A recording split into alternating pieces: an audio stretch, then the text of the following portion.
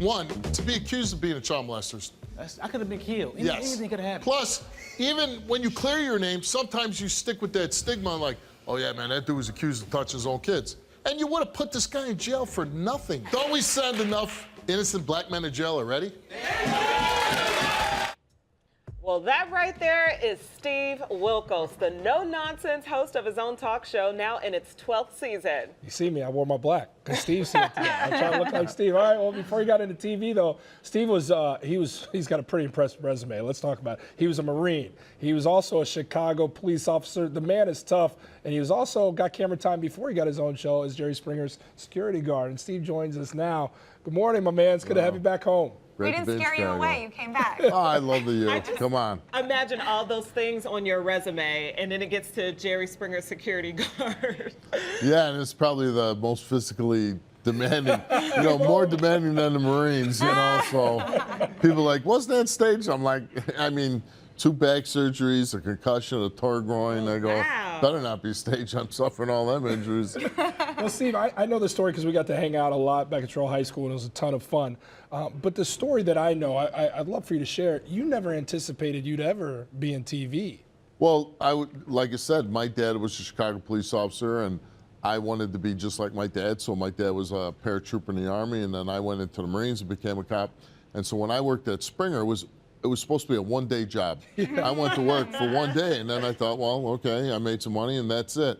And, when you think about one day turned into now for 25 straight years I've been on TV. 25 years on TV and never missing a paycheck. I mean, how many people can say that? With your name on the show, by the way, well, too, now, right? yeah, for the last 12 years, my name on the show, which, I mean, you can't even dream about that, so. What do you think it was about you that made them keep bringing you back initially? I'm very attractive. Hey, that's it. No, you know what? I knew, like, this, when you're a police officer, you're in grimy squad car all the time, and, you're dealing with people that hate the police. So when I got my foot in TV, and, like, it was all these young kids working in TV, and the money was good, and, things were nice, you work in a nice office, nice stage, I would do anything they asked me to do, like go to Seattle and find this guy. I did it. Shave your head. I shaved my head, So that's, I think, what really, and I tell people all the time, there's a million people more talented than me, but you can't outwork me. You know what I mean? How would you say, you're talking about being a cop, how would you say that influenced kind of how you interact with your guests? Well, because you learn how to draw information out of somebody, how to question somebody, and that's the biggest skill I have on it.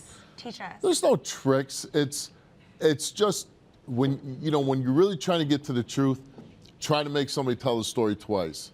Because when you're lying, it's hard to remember because you're manufacturing lies, right? But when you're telling the truth, you're just recalling from memory and you're telling the truth. But when your story starts So you have this no nonsense about you, which is what people love. You really lay into people. At the same time, you have this softer side as well. That kind of, I think that's what really draws the audience in. Where it seems like you really care about the people who are coming on your show and the issues that they're having. Sometimes it gets really serious. Well, you know what? You have to have empathy, right? And you see people struggle and like for years and years and years, I thought I was bulletproof, and then I've had my own problems.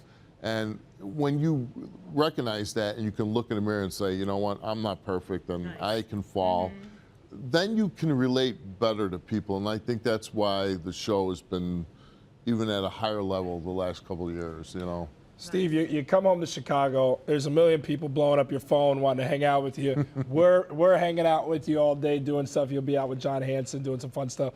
What are the top 3 places you got to hit? Is it you got to get to Portillo's? You got to get some Harold's Chicken?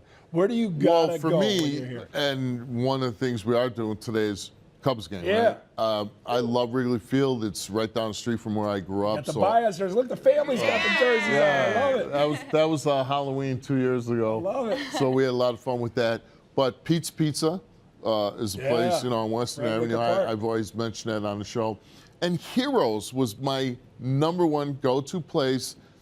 but somebody bought it and they shut it down. Yeah. Right across from Lane Tech. I'm Bring like, some what of the your money hell? back and open one here back up, You know man. what? If I lived here, I would have bought that place and I'd be running it right now. That might be your third career. That's retirement for you right there. We got it done. Okay, you're sticking around. Don't go anywhere. You can watch Steve Wilkos Show weekdays at 10 and 11 a.m. right here on the You got U. contacts on. Those really your eyes, man. Those are mine. Yeah. This dude's so lucky. Those baby blues.